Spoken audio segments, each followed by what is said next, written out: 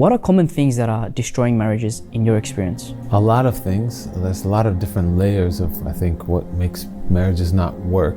I think some of the most common ones are that people get into it with the wrong idea of what marriage is about. They often approach marriage as, they see these Bollywood movies or they see even just Hollywood movies, and the idea is that I'm going to find somebody who is my match, they're going to get me, and we're going to have the same interests, and life is going to be easy, and I'm going to just find that perfect person and it'll all be bliss. And that's actually the wrong notion of what marriage is about, and it's the wrong approach from the beginning to enter into marriage. We hear that marriage is half the deen, but I think a lot of people don't understand that or why that is. And I think part of the reason why that is that our experience of ourselves is ourselves as separate. We have our own free will, we have our sort of sense of need for control and power, and we can get really deluded with our nafs of following our own trajectory and our own self-direction. And so when we go and we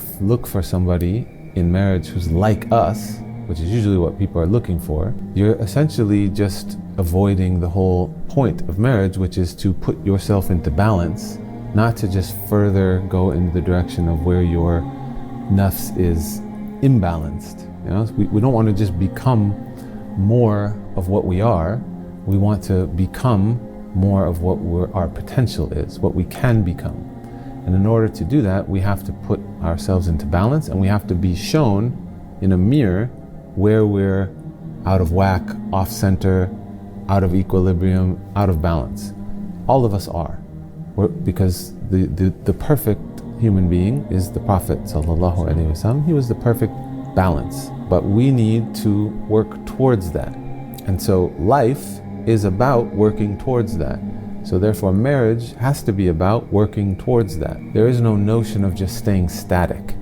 So there isn't, I'm going to get married, I'm going to find the right person, and we're going to have this coasting, static life.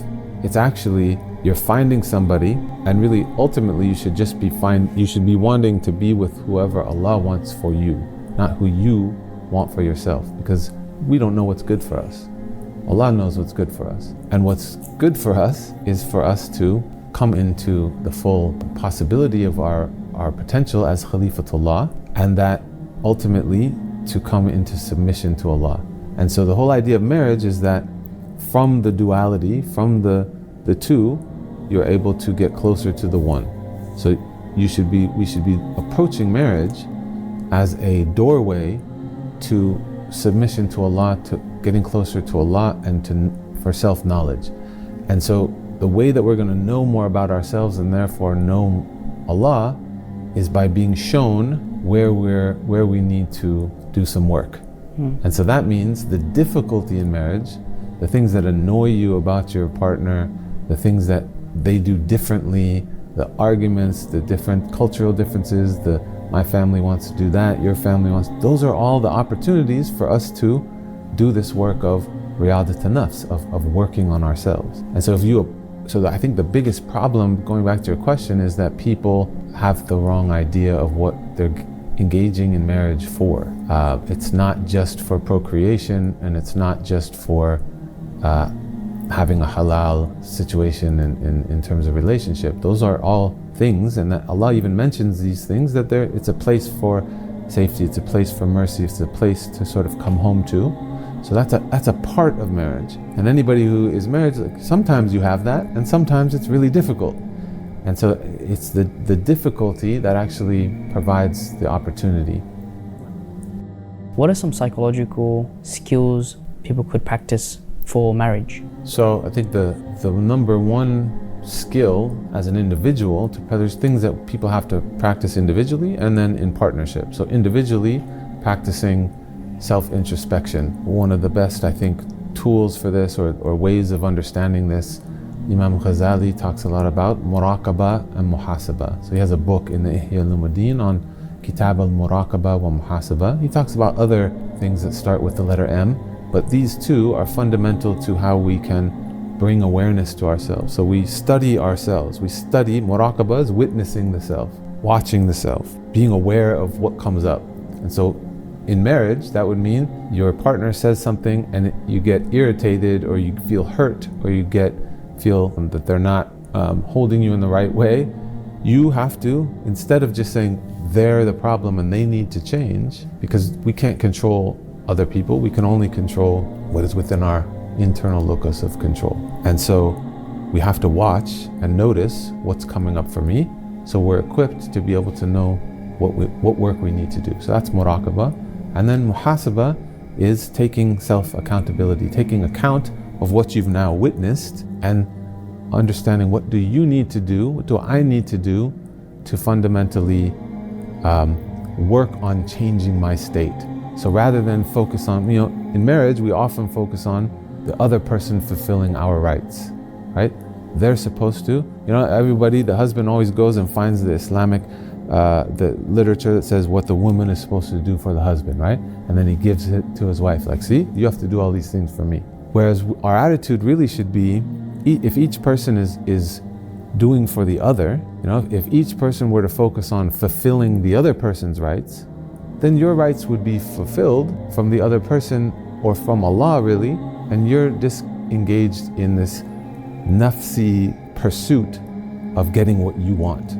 So this is the psychological engagement in this in marriage, is that we have to fundamentally get outside of our own nafs, our own self-direction, our own notion of what we think we want or what's best, and we do that by engaging with another, right? So the whole idea of putting somebody before you is actually, yes, it's for them and it's altruistic, but it's actually the medicine that we need for ourselves to heal and to develop into our potential. And then the other thing, so that's individual, but then as a couple, it's just learning communication skills. So oftentimes people just talk to one another in the way that they're used to talking, and they wind up just talking at each other or over each other, and nobody's actually listening to the other person based on what their reality is.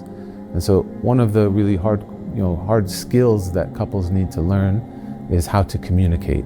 And that communication essentially has to be slower, and it has to be listening to what the person is actually saying and actually meaning, rather than inferring meaning based on your experience. If a couple has no major issues in their relationship, but despite this they're still seeing their marriage deteriorate, what can they do to overcome this? They need to recognize and accept what the issues are that they have, because it's not that they don't have issues, it's that they're not owning up to the issues that they have. They're not paying attention. So this again would come back to muraqabah and muhasabah. They have to start to be self-reflective. A lot of people just engage with life in a very external way, where they're just focused on transactions and behaviors. And so everything's fine, they have enough money, they have everything, they have kids that are healthy, they have things on the outside, and so the assessment is, it's all good. Why aren't we happy? Or why isn't it working?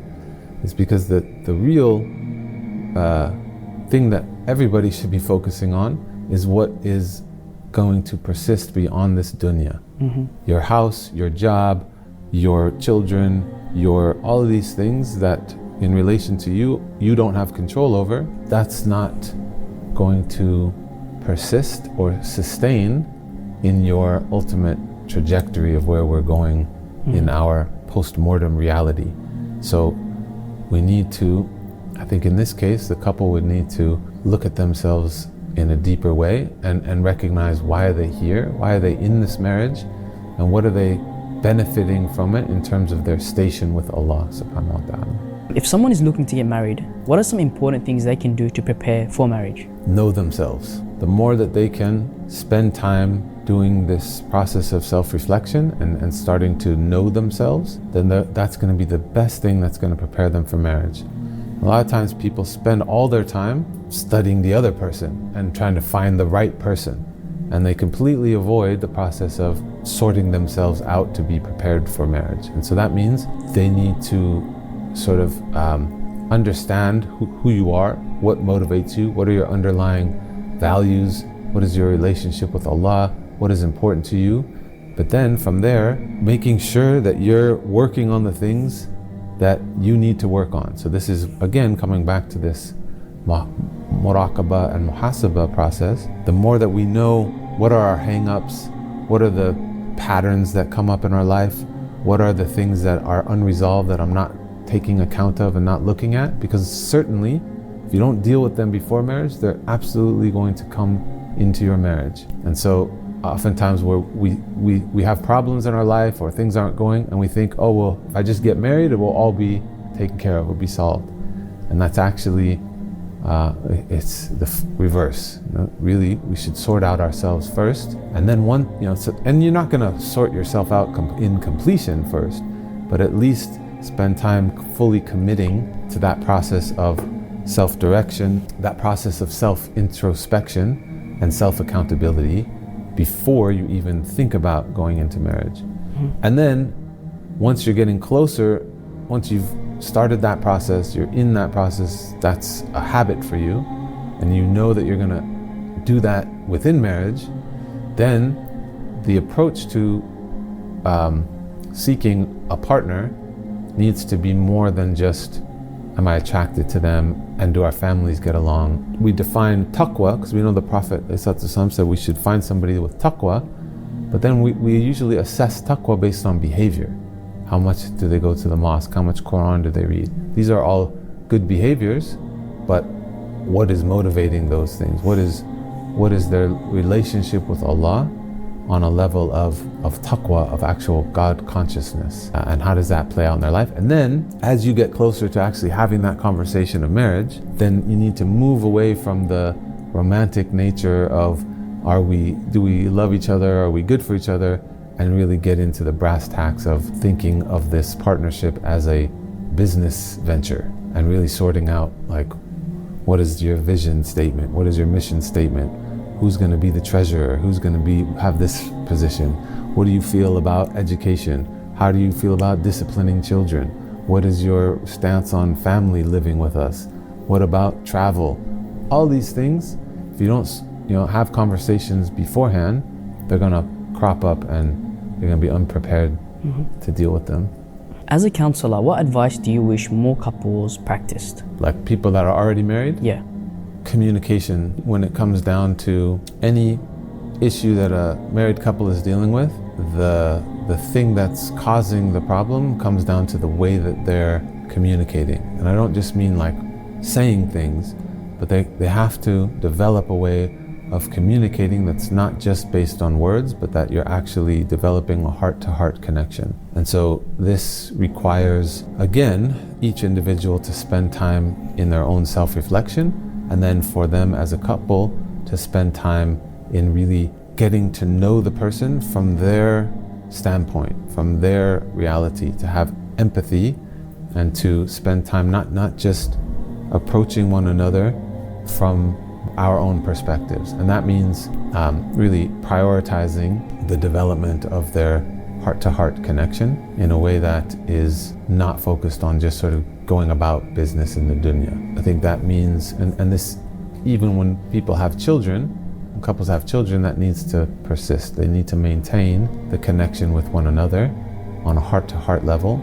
And I don't just mean romantic heart-to-heart level, but spiritual heart-to-heart level of like, what are you going through? What is your state? So every day they should be checking in on a level of not just saying, hey, how's it going? And then they tell them what they're doing, but actually in Arabic, kayfa halak means, how is your state? It's not just what's going on, but what is your state? And so if the couple got together every single day and honestly answered this question in the way that it means in Arabic, kayfa al-hal, what is your state? This would be the best thing that a married couple can do.